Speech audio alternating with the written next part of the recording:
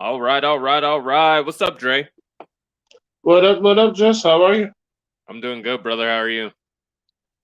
I'm fantastic, man.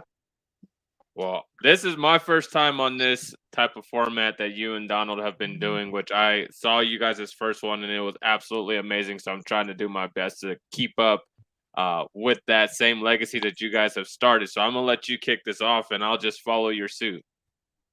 Yes, sir. Let's do it. Okay, so ladies and gentlemen, welcome to episode 2 of the MPCW Promotions Podcast. I'm your host, Dre Horton, and I'm here with my good friend, Mr. Jesse McWee. We're going over WrestleMania weekend, which was 2 nights, April 2nd and April 3rd. I hope you guys watched it. If not, go on to Peacock right now. If you haven't, please go watch it and enjoy. So not tonight, but now we're finna go over what happened.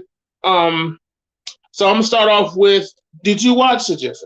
Did you watch WrestleMania? I did. It was for a while I've been kind of let down, so to speak, for a lot of WWE's live premium content, whatever they're calling it now.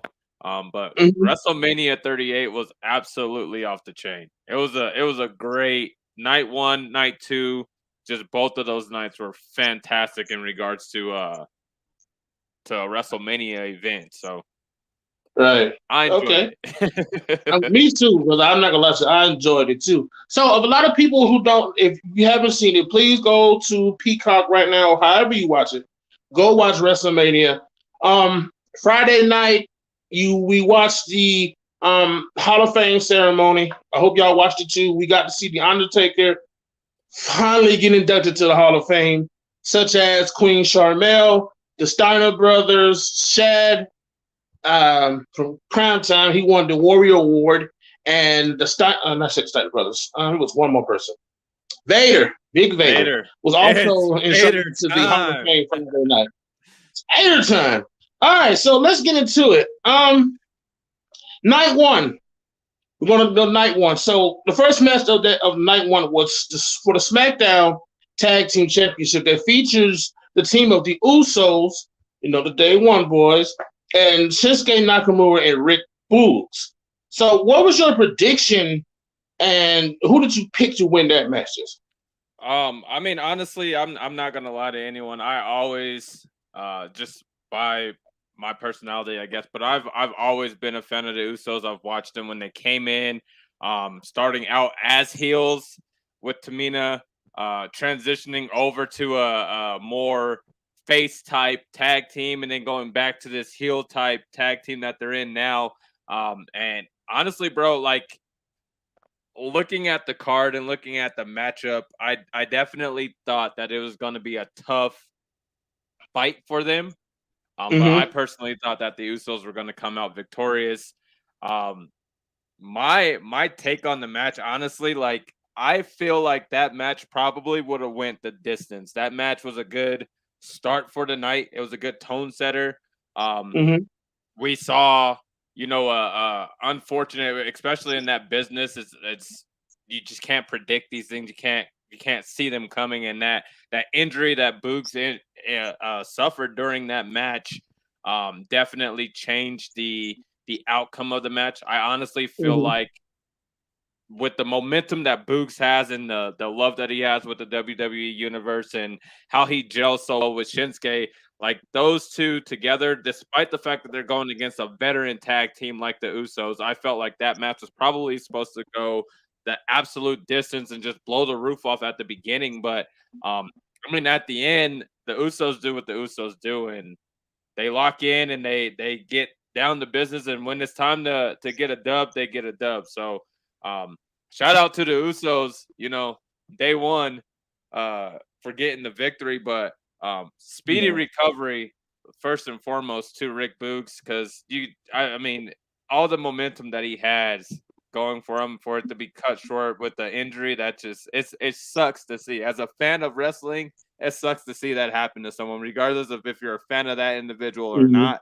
You just hate seeing that happen.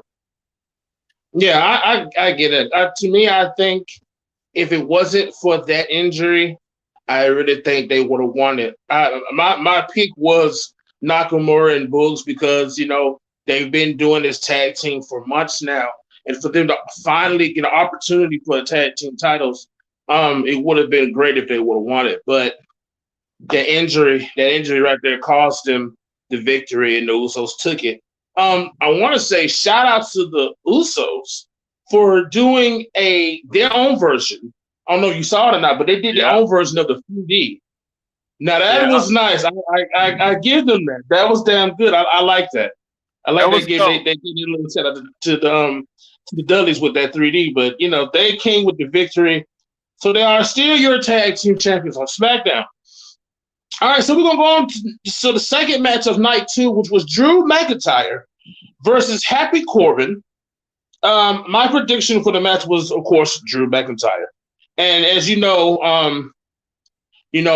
Happy Corbin been having this undefeated streak versus him, and that night it was finally over. So tell me, Jesse, what was your take on that match between Corbin and McIntyre?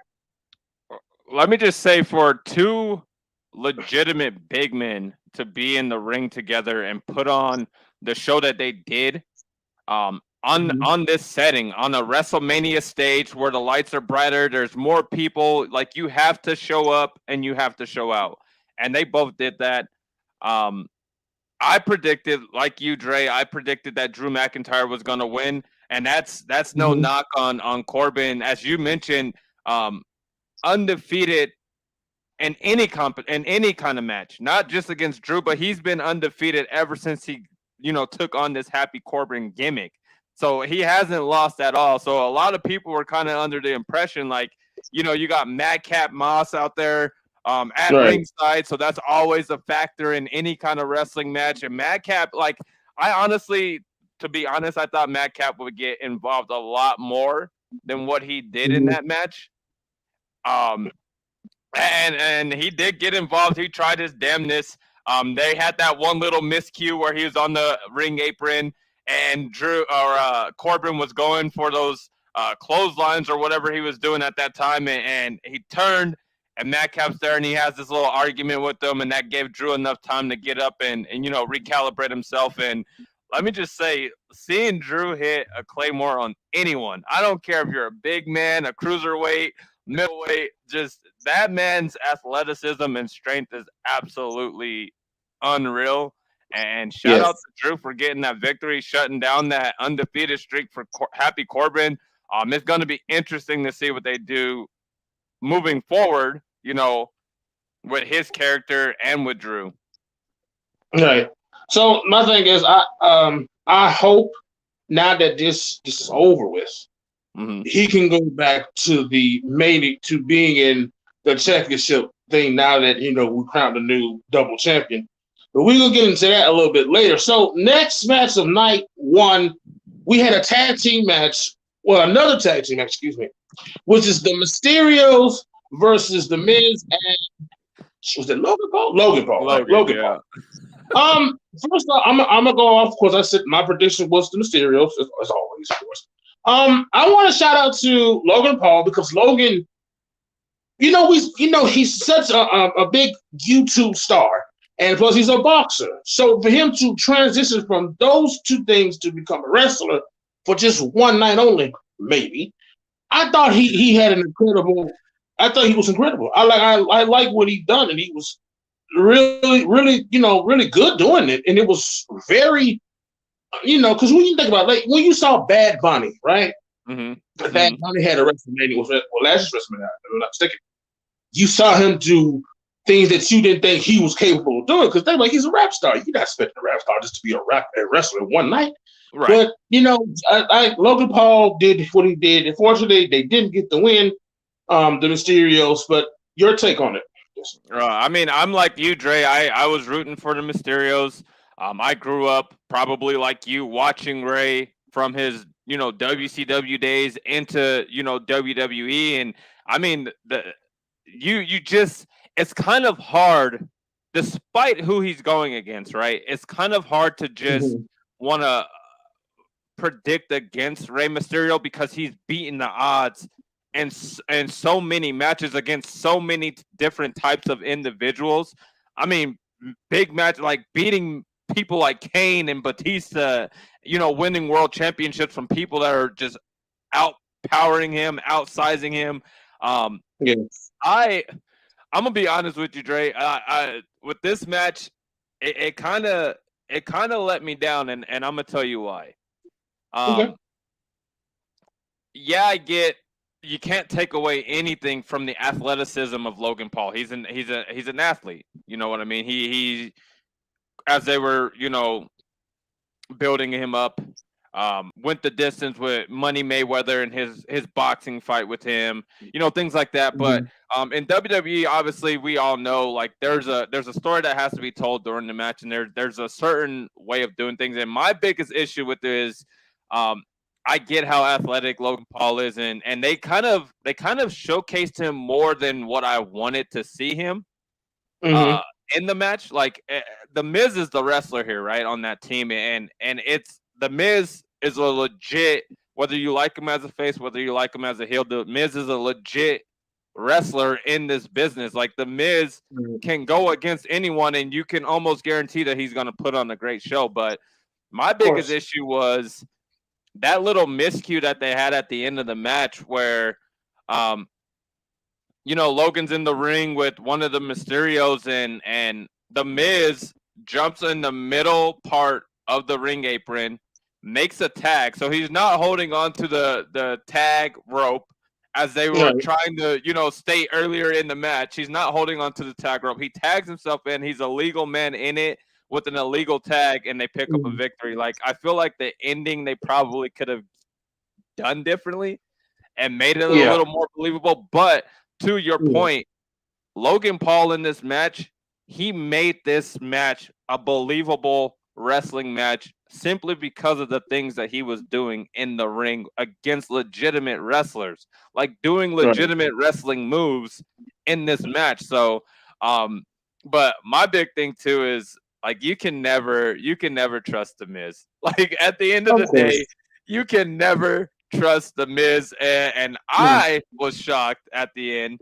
I'm sure people weren't, but I was shocked at the end, him hitting the skull crushing finale on Logan Paul. That made, like, despite how that match went, that made me happy. At the end of it, I was like, all right, I'm cool with this match.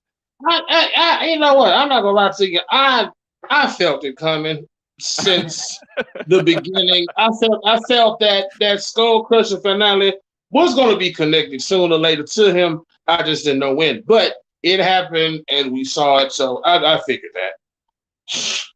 Okay, so moving on to the Raw Women's Championship match between Becky Lynch and Bianca Belair. Both of my predictions came true. I knew this victory was coming. Like I said, this started back at SummerSlam of 2021 when Becky returned, got the title just like that. And then now this match came, and I say it like this: we said a lot here in our side. They put on a hell of a match between the both of them, and I thought it was, beautiful as hell to see both of them tear down the house for the women's championship. Your thoughts on it? I agree with you, Dre. I 100% agree with you. I was predicting that Bianca Belair was going to get a victory. To your point, this rivalry between these two, it's amazing because like you said, it started at SummerSlam 2021. These two women have been feuding over this championship, over this title, over this moment, over this spot for a long time, and it finally came to a head at WrestleMania 38. And I have to say this 100%. This was the most definitely the match of the night. Like both of these women killed it. Both of these women put on the classic. I love seeing Bianca as a champion. I think she puts in the work. She's just absolutely insanely athletic compared to all the other women in the locker room.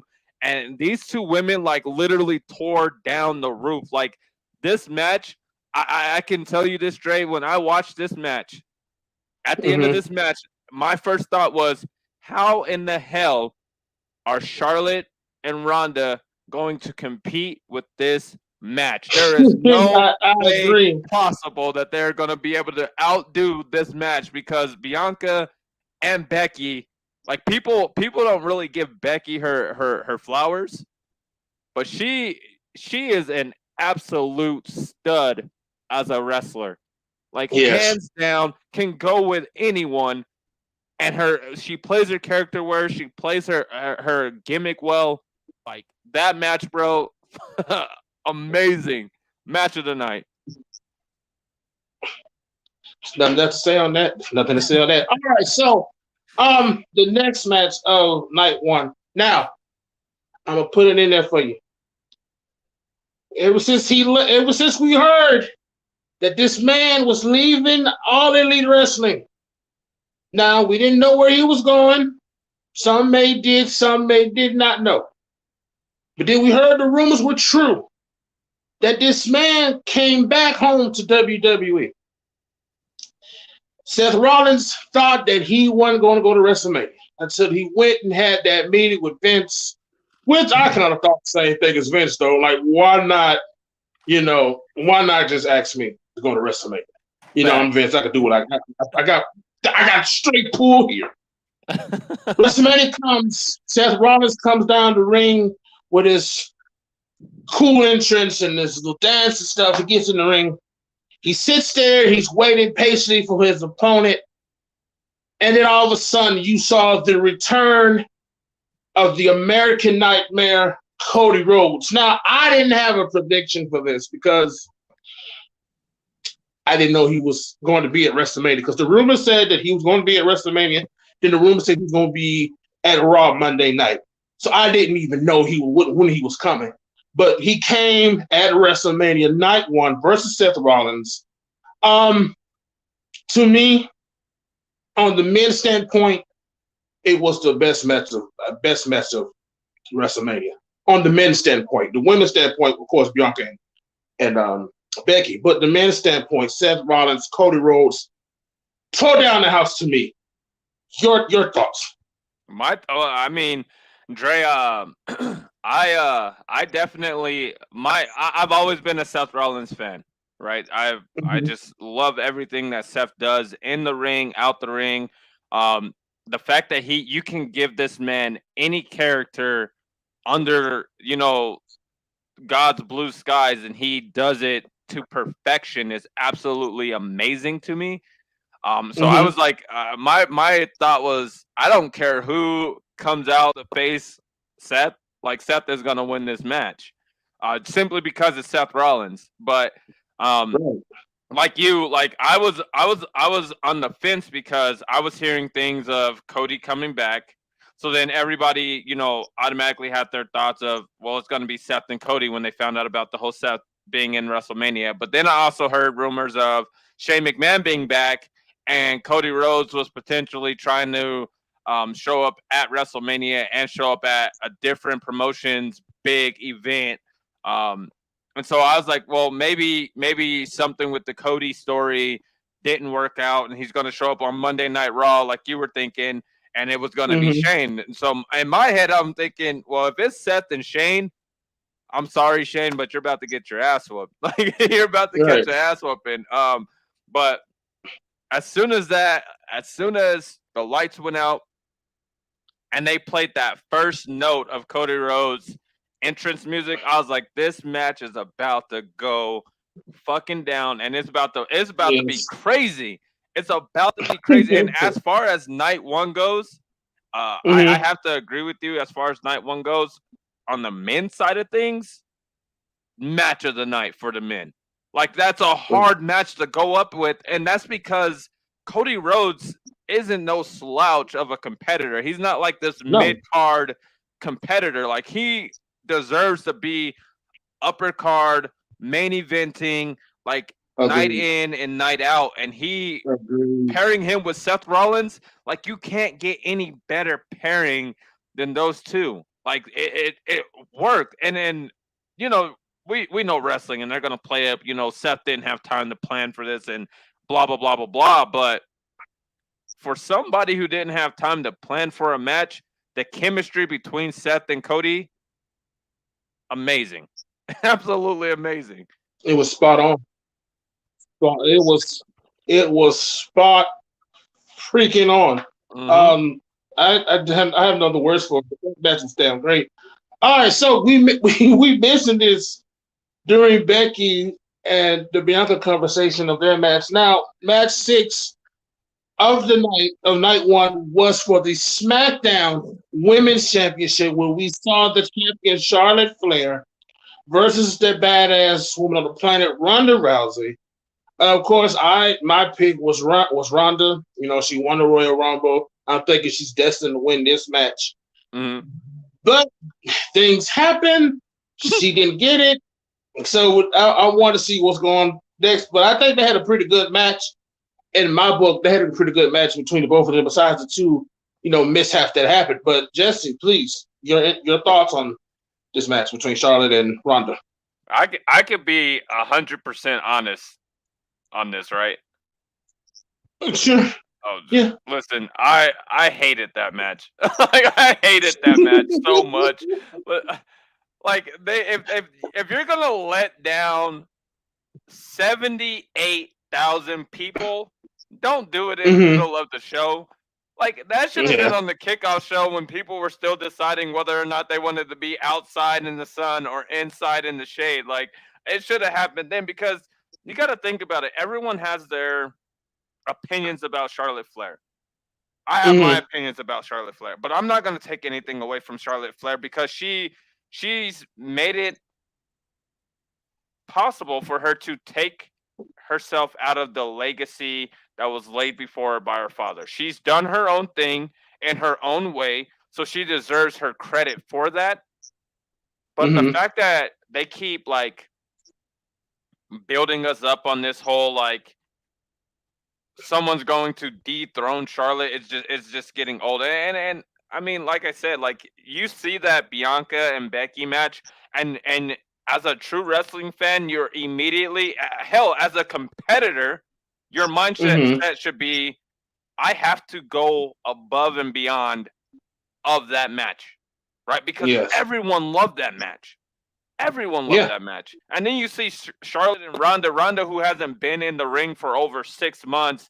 I haven't seen any videos of Ronda training in a gym or anything for wrestling. I literally just found out about Ronda wanting to come back when she was a surprise entrant at the Royal Rumble. So, to your point, I think those two miscues that happened were kind of what was the downfall of that match, because it could have been great. It could have been an amazing match. But for the referee to count 3 and then see that her feet were on the ropes, okay, whatever. Referees make mistakes, fine. But then for the second thing that happened, that just it just didn't make sense for the time. If you weren't gonna give her that, then don't put it on a big stage to try and get asses in seats. Do more build up for it, because those two, they have chemistry, right? They can be in the ring together. Everyone knows Ronda's not a legitimate wrestler yet, but she can be. Yeah, you just got to work that story better. So I mean, it was an okay match, but I absolutely hated the finish of it. The finish of it, I was like, oh my god. Yeah, I agree with you. Like I said, the two thing that messed it up, it messed it up bad. So I think the story is going to continue to maybe SummerSlam or whatever else. So the first main event of night 1 featured a man who has not, and I put my stamp on this, not had a match in over 19 years. Yeah. That's a long goddamn time. That's a very long very long goddamn time. 19 fucking years. And to see Stone Cold Steve Austin versus Kevin Owens.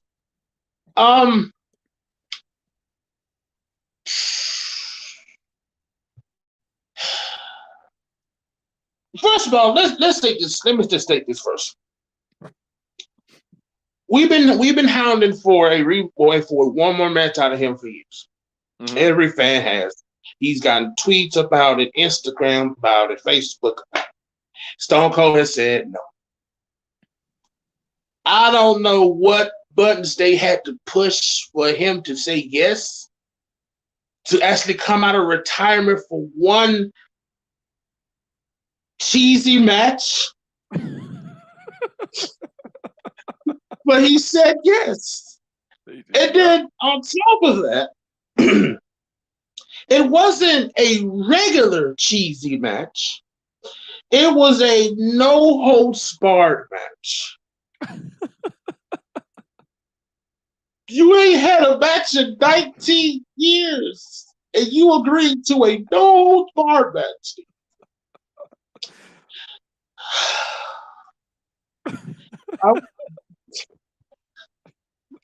19 years, Jesse, please. Your thoughts on this? I'm in the same boat as you, Dre. Like, I was like 24 the last match Stone Cold was ever in, man. So, it's. Well, I was like 14. Sorry, it's weird to me because if you're gonna give someone with the legacy and the standard that Stone Cold has, one more match. For one, why would you do it under the setting that it was under? And for two, why would you do it against Kevin Owens? Like I like KO, right? I like KO. KO's he's a good entertainer. But Stone Cold, there's like, listen, and maybe I'm gonna get in trouble for saying this, Dre, by someone in the universe outside of this that might catch wind of this, but all these individuals that have been released in the last 2 years by Vince McMahon and WWE could have put on a better match against Stone Cold in one more match than Kevin Owens. Because let's be real, nobody in the Dallas Cowboys football stadium, nobody watching this match on Peacock or whatever they were watching, no one was under the impression that Kevin Owens was going to beat Stone Cold. Period. Of course not. Right? But we still expect, as WWE fans, as wrestling fans in general, we still expect to see a phenomenal wrestling match. And we got, like you said, a whole bunch of cheesy just shenanigans for, 20 minutes because they took forever with their little chat at the beginning. Here's my thing. If it's Stone Cold and you know that it's going to be this kind of a match, then why not have the Rattlesnake come out to the ring, get in the ring, and immediately start whooping this dude's ass to the point where a referee has to come out, Vince can come out, whoever can come out, and immediately sanction a match right then and there to set the bar high, right?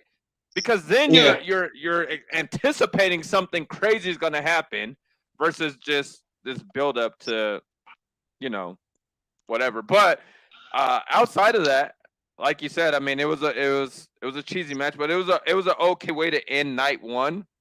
I'm kind of questioning though Byron Saxton's his mental state. The last time this man was in the ring with Stone Cold Steve Austin, he did the exact same thing. He offered Byron a can of Broken Skull IPA and stunned this fool, and he still he thought because it was WrestleMania 38 that something else was going to be different.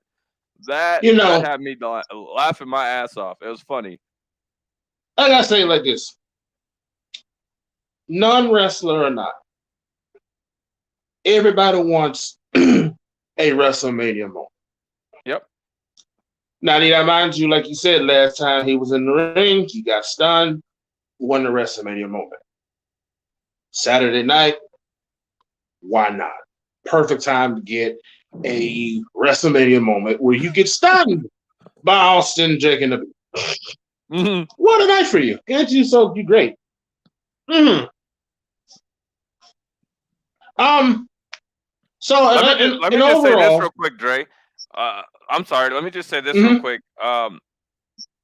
My overall thought of night one, as a show, like if we were rating it grade wise as a show, I'd say night one for WrestleMania, it's definitely a B- show. Like it was that good. Like despite all the shenanigans that we saw, despite all the controversy that we may have seen, like that Mm-hmm. night one was a good tone setter to segue into night two. Yes. Oh, that's what I was about to ask you. What did you rate the show of night one? That's exactly what I said. Thank you for answering that. I gave it a B. Just because Becky Lynch and Bianca alone, and plus Cody's return alone, and Austin's return alone were just the highlight of night one. Oh yeah, because like you said, it was just amazing to have one Cody Rhodes come home, Bianca beat Becky Lynch, and even though the match was cheesy, just to have Stone Cold come down to that ring in gear, ready for a fight, was just damn great for night one. And I gave it a B. Okay, so let's move on to night two, WrestleMania Sunday. The first match of night two was for the Raw Tag Team Championship, where we saw the champions RK Bro versus the Alpha Academy versus the Street Profits. Now, my prediction for the match was, I didn't have one prediction. I had an either or. It was either I was going to see RKO Bro retain or the Street Profits become new tag team champions. And to me, I thought the match was great. Everybody did what they had to do. Everybody was connecting. Even though I know I'm glad RK Bro then won, Alpha Academy did not. Sorry for the Street Profits. I hope something goes good with them in the future. Your thoughts on that match, Jesse? I agree with you, brother. I wanted RK Bro to win that. That was my prediction. They were going to retain. I'm gonna just say this to you, Dre. WWE is really, really smart sometimes because they started night one off with the SmackDown Tag Team Championships. They started night two off with the Raw Tag Team Championships. Now, in my personal opinion, they thought because of how night one's tag team match went, that they were gonna show everyone what they were expecting or anticipating for night one's tag team championship with night two's tag team championship. And one of the things I said as soon as this match was about to start, because they had a similar kind of match on Stand and Deliver on Saturday night for NXT. They had a triple threat tag team NXT tag team championship match. And my thought, as soon as this match was starting, is these guys are about to show NXT exactly how you do this type of a match. And they did exactly that. Each team had great spots. Each team had great moments. The thing that got me out of my seat and I was like, holy shit, this match was amazing, is, for one, the springboard RKO from Riddle to Montez. Like, I was like, oh my God, that shit was dope. That was the coolest thing I've ever seen in my life. Like, if anyone's going to take Randy Orton's RKO to the next level, because we've seen this man hit RKOs on people from unreal predicaments. So to see that happen with someone who obviously is a little more athletic than Randy, with Randy being the age that he is and this, that, and the other. So to see Riddle do that to perfection, I was like, man, that's dope. And then to see Orton go ahead and follow up something that literally took me out of my seat with an RKO of his own to someone jumping off the top turnbuckle. I was like, this match is legit. Like, it's dope. And that's like, that match set the tone for the rest of the night. Yes. Because if I'm remembering correctly in my head right now, I don't think any of the other matches after that match was lower grade than a B. Literally, none of them were under the grade of a B because they set the tone with this phenomenal match with Randy and Riddle versus the Street Profits, who I love both those dudes. Montez is the truth. D'Angelo is the truth. And then even still, you know, Alpha Academy too. I mean, I've met Otis before, and that guy cracks me up. Like I laughed my ass off hanging out with Otis, and you know, Chad is a legit wrestler too. But I want to know what you thought about the toast that you know Street Profits and RK Bro had with Gable Stevenson at the end of the match, and the thing like getting to see him actually just be physical in this setting. I was like, oh man, this man's about to change the game. I can't wait to actually see him in the ring. Not just what he did last night, but I'm talking about actually in the ring with the actual opponent or with, you know, Chad Gable, because both of them are Olympic gold medal winners. Yep. So to see them two would be a good ass match because, like I said, both of them has a good background in amateur wrestling, Olympic wrestling, and to see both of them actually wrestle in the match on either, well, most likely Raw or pay-per-view, whatever the case, will be a damn good match between the both of them because they're both good. So my thought on that was just really funny. I want to know what they had in them cups. That's what I want to know. Right. I want to know what they had in them cups. What we have in his cup. That's my thing. I always wanted to know that. But to see Gable Stevens do that to Chad Gable was pretty damn funny. It was hilarious, brother. I was like, well, that just happened. Right. So, you know, they always say, Jesse, they always say that the bigger they are, the harder they fall. Now, match 2 of night 2, was almost, how do you praise his name, versus Bobby Lashley. Now, the last time we saw Bobby Lashley, he was at Elimination Chamber. Did actually get in the match due to an injury. To see him at WrestleMania versus this big, tall tree, I thought the match. Here's the thing. I didn't think it was WrestleMania 1 because they could have had a regular match on Raw. It did the same thing. True. But they was booked for WrestleMania, so I give them that. Of course, I felt like Bobby Lashley was going to win this. And to me, this match compares to any other wrestler, or rephrase this, any other little man versus big man competition, where you are the little wrestler trying to knock down the big wrestler. Even though Bobby Lashley is not a little wrestler, just in height only. I think that this match was just a waste of time. I really do. Your thoughts on it? I'm gonna have to go against the grain a little bit here, brother. And I think the match did a lot for both of these two moving forward. And the reason why I say that is they've been pitting Omos against just regular dudes week in and week out. He shocked the world, so to speak, when he, you know, had his match against Commander Aziz or whatever the hell his name is.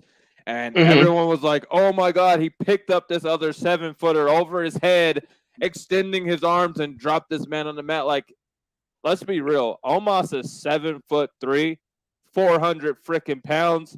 If he can't do that, then I'm going to be disappointed. So it's not a shock to me that he could do that to someone. I think history kind of with WWE, history kind of likes to repeat itself. They like to have those moments where the smaller competitor has that wow moment where they're able to pick up the bigger competitor and suplex them or body slam them. Let's, a la Hogan versus Andre the Giant. He body slammed Andre the Giant. Everyone lost it.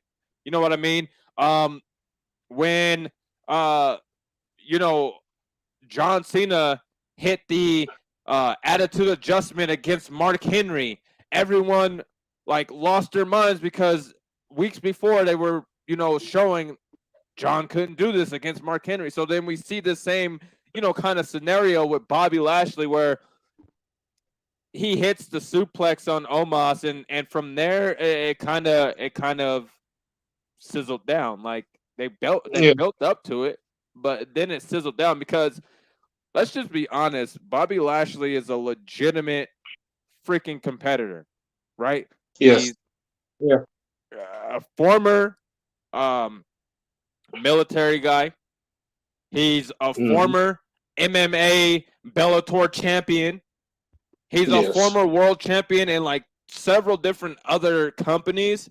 So they're not bringing him back after an injury in a match where he probably wasn't going to. He was probably going to be the last person to face Brock Lesnar inside of the Elimination Chamber and go the distance with Brock and still lose his championship because obviously they want to build up this storyline here. But they weren't bringing Bobby back for him to lose to Omos. But at the same time, for Omos to be in the ring with someone like Bobby Lashley, a former WWE champion, a former two-time WWE champion, that raises his stock because he was in that moment with Bobby Lashley at WrestleMania. But it also shows everyone, if Bobby can do this against Omos, coming back from injury, I mean, the sky's still the limit for Bobby. So it did its job for both of them, but it wasn't something spectacular that we should have saw on WrestleMania. I agree with you on that. Okay, brother. I get it. After listening to what you say, I get it. And I want to point out one more thing. Just like Undertaker and Great Khali. Now we watched Great Khali manhandle the shit out of Undertaker. It broke my heart. Right. Agreed. It broke my heart. But then to see Taker come back and literally chokeslam this man proves that, the match between Bobby and almost what I pronounce his name. It was a legitimate match, and I thought, both men did what they had to do, and again, Bobby got the victory. Now, one of two non-relevant matches happened on night 2. And I say they're non-relevant because they... Okay. So let's just start with the first one. We have an anything goes match between Johnny Knoxville and Sami Zayn.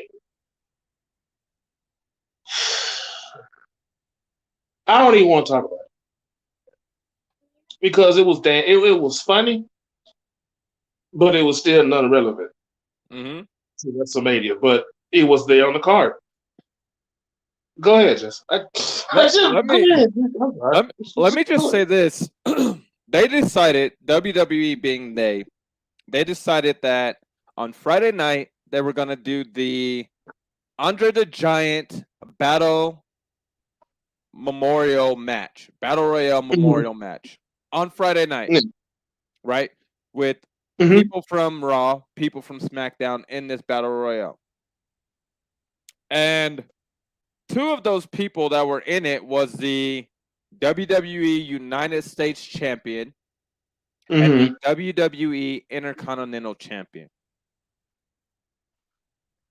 So yes. I don't know if anyone from WWE is watching this, but I'm gonna need somebody to explain to me why the hell you decided to waste our time by putting Sami Zayn versus Johnny Knoxville during WrestleMania, instead of like one of these other champions getting a moment under the WrestleMania lights to showcase their talent, right? Like Sami Zayn has no championship. He's had this little stupid feud with Johnny Knoxville since the Royal Rumble, and it, thank God, came to an end last night because it was just like a filler.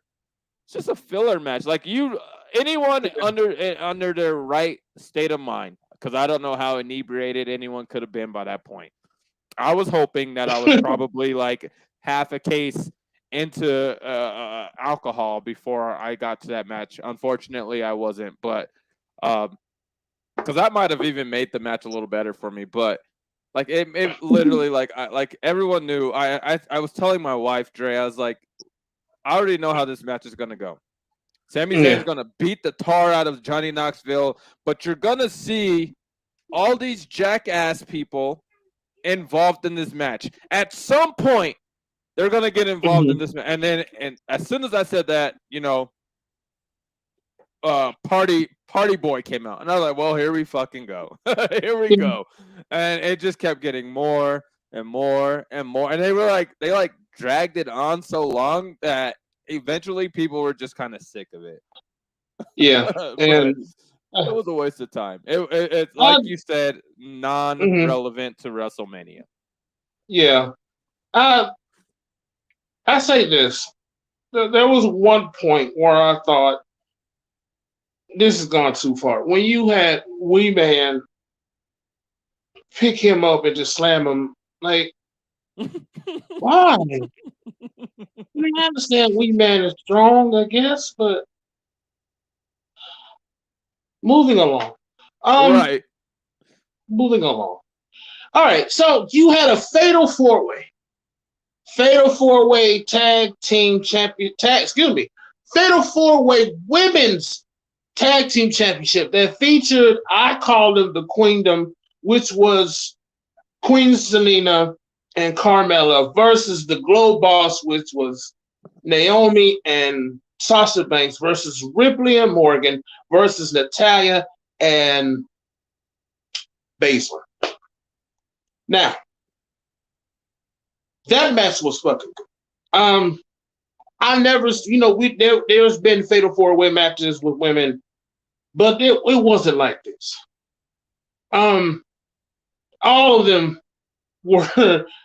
them did incredible. They did incredible. Even though I'm glad that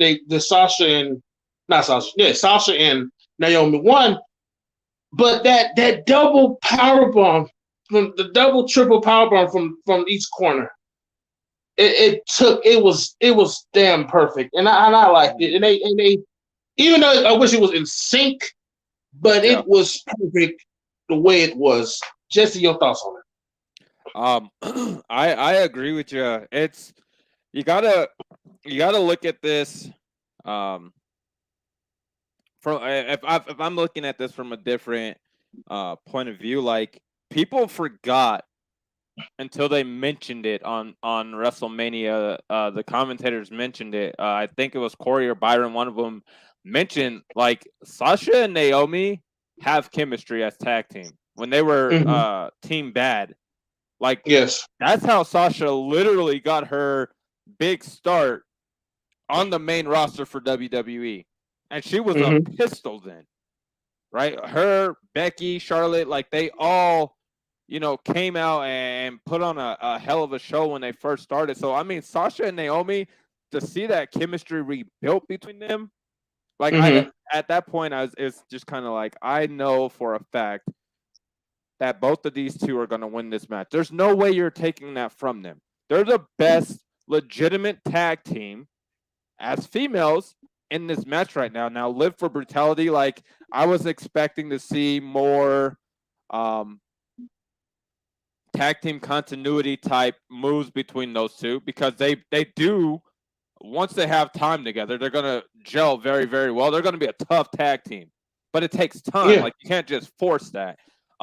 No. Zelina and Carmella, like, it's weird because they kind of like started out like not buddies, and then they were buddies, and then Zelina won the Queen of the Ring, and then Carmella was like her best friend all of a sudden. But like individually, they're amazing competitors, but as a team, it wasn't believable for me that they would retain those championships. And then like I just really do not like Natalya, and Shayna Baszler is kind of boring to me, but it was an excellent match. It really was an excellent match. And these women, like, they knew what the standard was, right? And you could tell by their demeanor and the way they performed in the ring, they knew what their standard were. Because obviously it wasn't as good as Becky and Bianca, but it was damn sure better than Charlotte and Ronda. And all 8 of those women literally did their damnness to tear the house down, and it was amazing. Like my favorite part of that match is the double team move that Naomi and Sasha had, because as soon as they hit that move, my exact words were, and I quote, "Holy shit, that was dope," because I was like, that is amazing. It was amazing. I cannot agree with you more on that one. They had a hell of a they put on a hell of a clinic last night. That the ladies, they knew what they had to do at WrestleMania. All of them got their moment by being in that match just then. But like I said, Sasha and Naomi took the victory. New women's tag team champions. Now, back to the men's side. Here we go. We had this match. This match here I'm about to talk to you about. We're about to talk about now. This is a different version of Edge that I've never thought we would see. This is Edge versus AJ Styles. Of course, my prediction was AJ, but in the end, Edge took it. Now, if you remember before he turned, Edge said to AJ that he don't want the bullshit version of AJ. He wants the bulldog version of AJ Styles. And then, of course, he attacked him. Last night at WrestleMania, in my opinion, we saw the bulldog AJ Styles and not the one that's been bullshitting around with Owens. We saw Edge in a totally different light than we're used to seeing before he was legitimately injured and he became a Hall of Famer. To them, they had a hell of a match until a certain person decides to come out of nowhere and just calls AJ the victor. And that was Damian Priest. And as you saw at the end, Damian Priest and Edge are now one accord. Your thoughts on that match and that point too? This version of Edge, when I think about it, this is a perfect concoction of Brood Edge, because the Brood Edge was a heel, and Rated R Superstar Edge, the heel version. It's a perfect concoction of both of them, and it was to a point that it worked perfectly.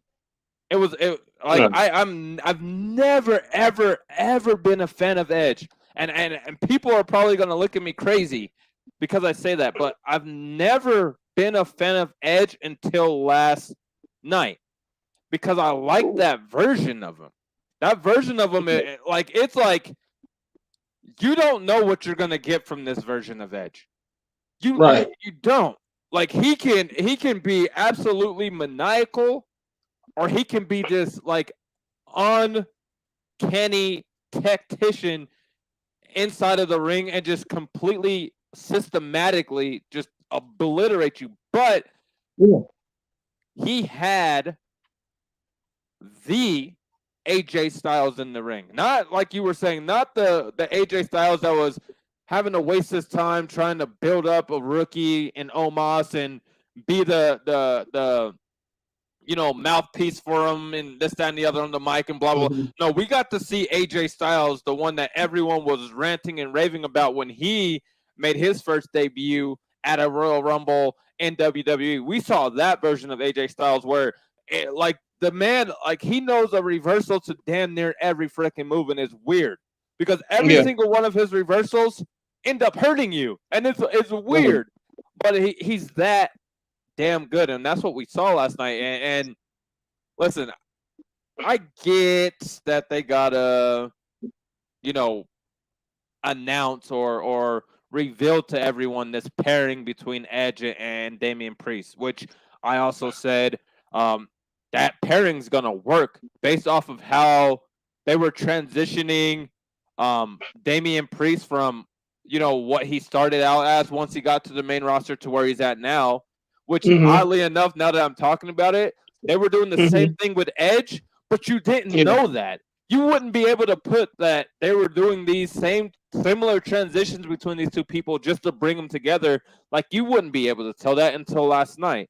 So, I mean, I know this is going to work, and it's going to work in the advantage of Damian Priest because he gets to do this with a Hall of Famer who's been in this game for so long, world championships, intercontinental championships, United States championship, tag team championships. Like, this man is going to elevate Damian Priest to a level that he has never, ever, ever thought or dreamed of getting to.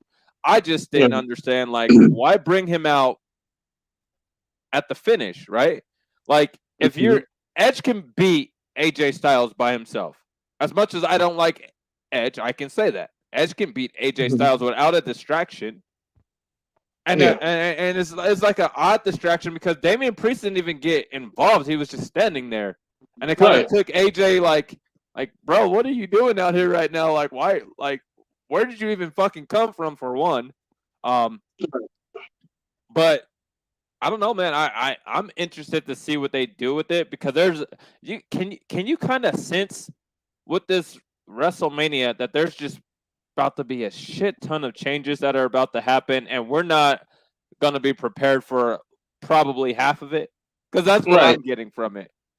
Me too.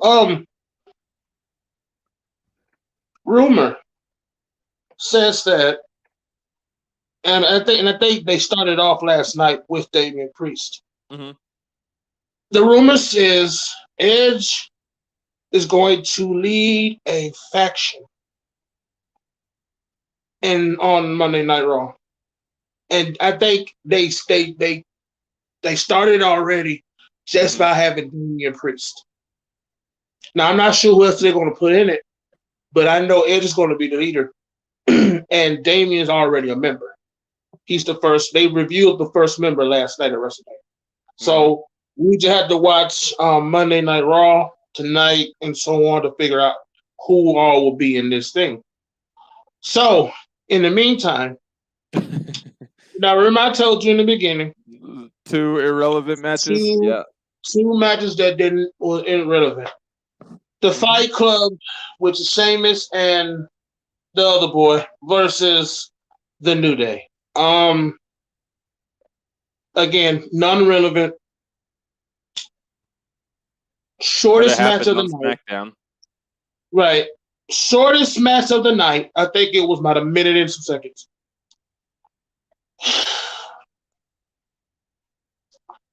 Your thoughts on it? Like, I don't know.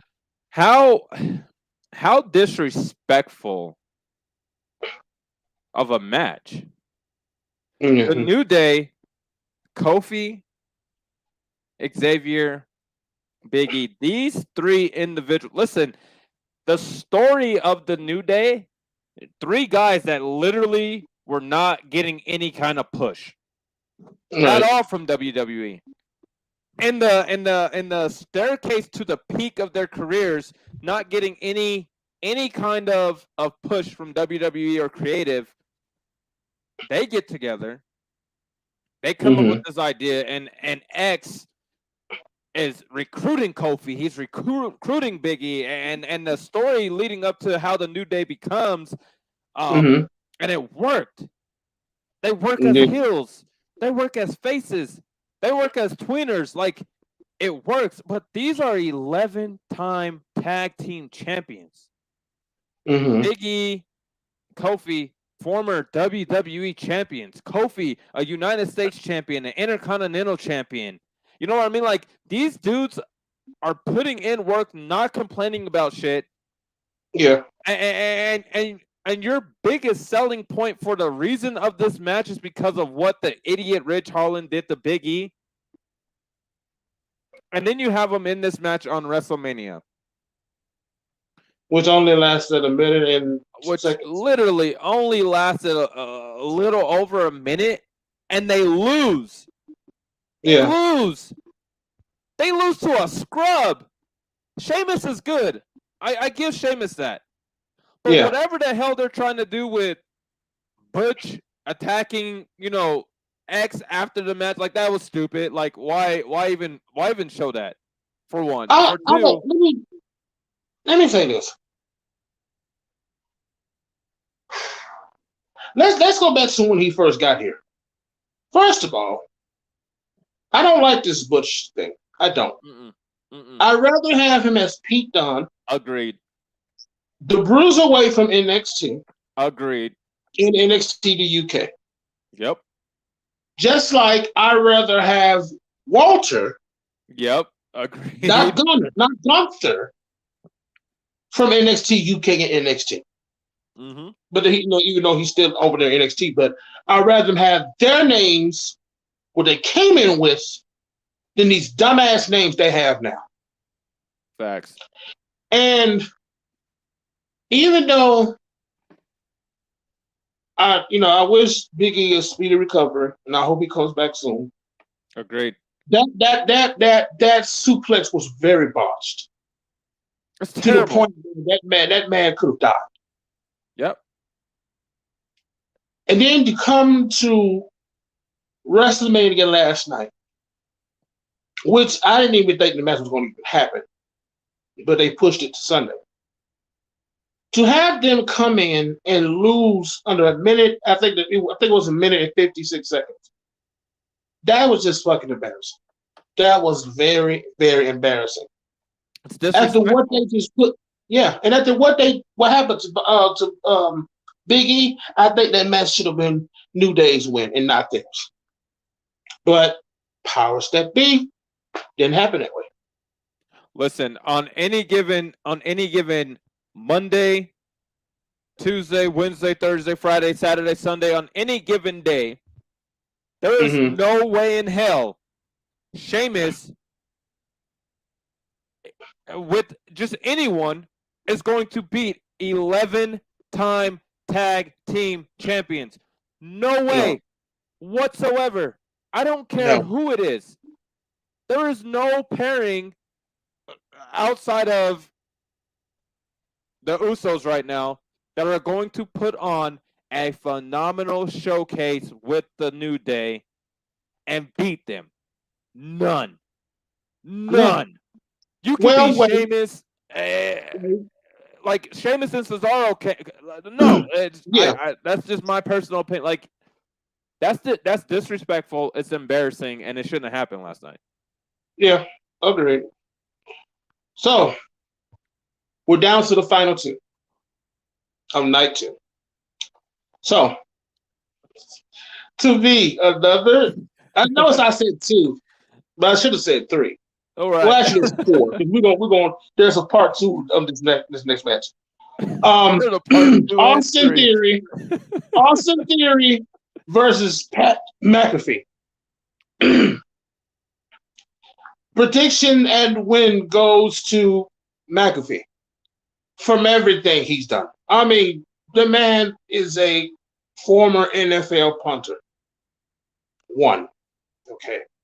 Now, if you not remember, he had that little magic in NXT. Thank you. He didn't win it, but he was damn good. Yes. It brought him to having Vince to offer him a match at WrestleMania, which we saw last night.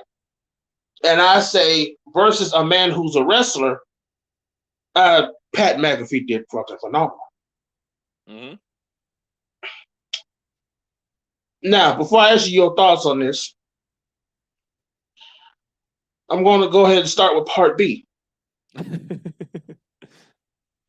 So when he lost the match, I'm not sure where in the operation where Vince decided he wants to have a taste. I did not understand. And then that match was just baloney. Yeah. But then you had the Savior. I call him the Savior. The Savior comes down from night one to come back to night two and just stuns everybody. Even though Vince had the worst botch ever in that stunner. Oh my gosh. He came back and saved everybody. Your thoughts on all what I just said? I kudos to you, Dre, because not very many people know or remember, and they didn't mention it at all during this whole rivalry between these two. No one ever said anything. So if I'm Pat McAfee and I went the distance in War Games against the Undisputed Era, and you're not even gonna mention that, right? That's motivation to me. That's motivation to me. He for this match, I immediately knew Pat McAfee's winning. He's beating Austin Theory for one. That's my prediction, and it happened. But I also knew that all these people are going to sit here and act surprised about his athleticism in the ring and all the things that he can do in the ring when they're not going to remember he was doing this in NXT. He was a legitimate competitor in NXT.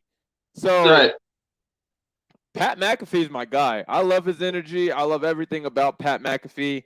The man got bunnies, bro. The jump from the mat to the top two ropes and hit a superplex, that's athleticism at its finest. Amazing. Yes. Amazing. Yes. And to your point, like, so Vince decides, he just watched Austin Theory get fucking embarrassed. And so he thinks that he should get in the ring. And I was sitting there watching that match, bro, and I'm like, it's the chairman. There's no way he's going to take a L on WrestleMania. Of course not. And he didn't take the L on WrestleMania, but it took McAfee getting blindsided by Austin Theory twice in the match in order for Vince to win it. And then Vince didn't even win with like a special move. So it's like, that's just another slap to the face of you. But as you said, Austin, he had so much damn fun on night one. They say so nice you got to do it twice, and night two he definitely did it twice. He came out and stunned Theory, and then he stunned McMahon, which for a second, bro, I thought something actually happened to Vince. I've seen Vince take stunners from Austin before, not like that, and he sold him well, right? That one, I was like, fuck, did he just kill his old dude? Like, did his heart stop and no one really cares or notice? But it was terrible. Austin was he looked at him and was like, God damn it, now I gotta fix this. And even when he tried to fix it, McMahon still watched it. Right. It was just weird. But shout out to Pat because he did his thing on WrestleMania night 2. Got to share, a couple brewskis with Stone Cold. He got to stun him. I mean, my wife was like, there's no way he's going to stun him. And I'm like, babe, this is Steve. This is Steve. He stuns everyone. He stuns everyone. But shout out to Pat. I'm not sure if you saw it, but the shot that they had of him, laying down. He's looking at me. Yeah. Listen. That's my God. He needed it. He done been through too much already. He needed that one after that. You ain't lying. One more thing before we go on to the final match. That wasn't called. That Swatton, if he would have connected it, it was so perfect. It was like watching Jeff do it again. Yep. but it wasn't Jeff, it was Pat. But Pat did it so perfectly. If he would have connected it, it would have been so perfect. But, again, shout out to Pat McAfee for what he's done. All right, now, final match of night one. We saw the Beast, former WWE champion Brock Lesnar versus the longest reigning Universal Champion, the Chief of the Table, and all that good nicknames he got, Roman Reigns. Now let me point out this. Now right. They have had so many rivalries with each other. I'm glad they finally. I don't know. I don't think it's over with. Just to let you know that right now, I don't think it's over. Not at all. But when Brock Lesnar came out, and when that bell rung, and he just took the gloves off, I'm like, oh, he's finna wrestle. Mm-hmm. I'm thinking he's finna go in. He's finna wrestle. He's not finna UFC nothing. I was disappointed until he started doing the suplex stuff. But other than that, they was going back and forth, and that, even though I was looking for some blood in this match, but he wasn't. But other than that, shout out to Roman Reigns for winning this one. Your thoughts? Yes. Well, first of all, Dre, it is the head of the table, the tribal chief. Acknowledge him, Dre. Acknowledge him, Dre. You have to acknowledge him. Roman, listen, they sold this match really well, in my personal opinion. And by they I mean, WWE, because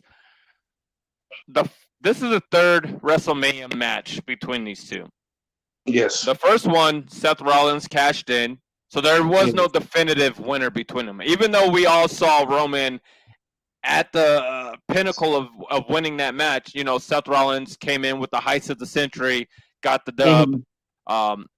The second WrestleMania they were in, Brock Lesnar absolutely obliterated Roman. Yes. This isn't done whatsoever. Because Roman won this WrestleMania, and they're gonna have to have a rubber match, just to see who's the better between them at that stage. Not in just any pay-per-view, but at that stage it has to happen one more time. But I was like you. I was like, listen, this is about to get serious, because once he took the gloves off, I was like, we're about to see this Brock Lesnar that everyone kind of tends to forget how great Brock Lesnar was and is. But we're about to see it, and they oversold how they thought Roman was concerned or this that. Listen, Roman Reigns has zero fear for anyone inside of that ring. He controls his own destiny. He controls his own creative for his character. He can do it damn near whatever he wants. He has the power to do that. And Roman, you just got to know, like, he's been in the ring with Brock a lot of times, on big stages a lot of times. So he knows how to operate with Brock. So obviously he expected, the typical Suplex City stuff and Brock's huge, but I was shocked at the Kimura lock being locked in, and at that point I was like, this is it, like, it's over, like, Brock's winning this, because at that point Roman had two options. I don't think people realize this, but Roman had two options. He taps out, or he overexerts that shoulder to the extent of what happened in that match, where he pulls it legitimately out of place, and you could tell his shoulder is out of place because it was just fucking dangling there. But for him to hit that third spear, just flush, boom, lay Brock out, get the pinfall victory. Shout out to Roman. I've always been a Roman fan, and I was predicting Roman to win this, even though I knew it was not going to be easy, and I knew they were both going to tear the house down and put on a freaking classic. And but I guess the big news here is they made it possible for what you were hoping for when we were talking earlier in the night with the whole Drew thing. they made it possible with the unification of Mhm. that, where Roman's gonna be on Raw, and Roman's gonna be on SmackDown, and Roman's gonna get to fight and wrestle and have feuds with so many different people up until they decide, when he's gonna drop that championship. So, overall, that's gonna be dope. And honestly, I can't wait to watch Raw tonight just to see how everyone reacts and see how he reacts, because I don't hear people booing Roman like they did before, Dre. Like, No. These people hated him. They absolutely hated him, regardless of if he was a face or a heel or beat cancer or had cancer. These people booed him. And with this gimmick, with this persona that he has now, like, people, it's hard for people to hate Roman Reigns. You may not like him, but you're not booing him. You aren't. And if you are, he's selling it. Yeah. And that's the thing.